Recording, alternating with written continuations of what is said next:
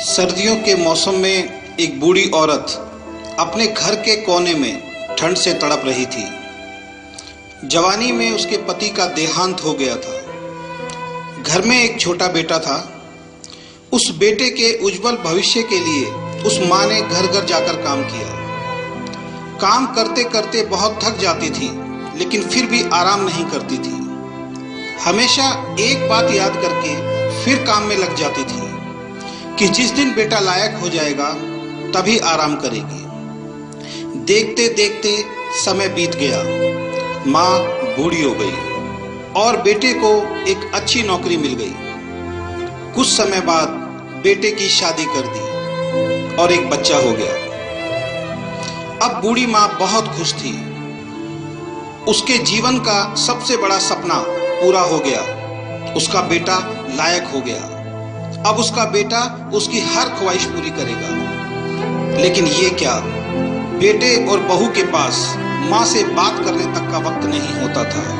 बस इतना फर्क पड़ा था माँ के जीवन में कि पहले वो बाहर के लोगों के झूठे बर्तन धोती थी, अब अपने बेटे और बहू के।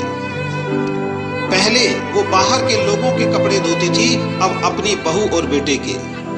फिर भी खुश थी क्योंकि औलाद तो उसकी थी। सर्दियों का मौसम आ गया था। एक टूटी चारपाई पे घर के बिल्कुल बाहर वाले कमरे में एक फटे कंबल में सिमटकर माँ लेटी थी और सोच रही थी कि आज बेटा आएगा तो उससे कहूंगी तेरी माँ को बहुत ठंड लगती है, एक नया कंबल ला कर दे दे। शाम को बेटा घर आया तो माँ ने बोला, बेटा ठंड बहुत है, मुझे बहुत ठंड लगती है। और बात ठंड की नहीं है, मैं बूढ़ी हो गई हूँ इसलिए शरीर में जान नहीं है। इस फटे कंबल में ठंड रुकती नहीं है। बेटा कल एक कंबल ला के दे दे। बेटा गुस्से से बोला, इस महीने घर के राशन में और बच्चे के एडमिशन में बहुत खर्चा हो गया है। पोते को स्कूल में एडमिशन कराना है। कुछ पैसे हैं लेकिन उस बच्चे का स्वेटर लाना है। तुम्हारी बहू के लिए एक शॉल लाना है। तुम तो घर में ही रहती हो, सहन कर सकती हो, हमें बाहर काम करने के लिए जाना होता है। सिर्फ 2 महीने की सर्दी निकाल लो, अगली सर्दी में देखेंगे। बेटे की बात सुनकर माँ चुपचाप उस कंबल में सिमटकर सो गई। अगली सुबह देखा तो माँ अब इस दुनिया में नहीं थी। बेटे ने सबको खबर दी कि माँ अब दुनिया में नहीं है। सब रिश्तेदार, दोस्त, पड़ोसी इकट्ठे हो गए। बेटे ने माँ की अंतिम यात्रा में कोई कमी नहीं छोड़ी थी। माँ की बहुत बढ़िया अर्थी सजाई थी।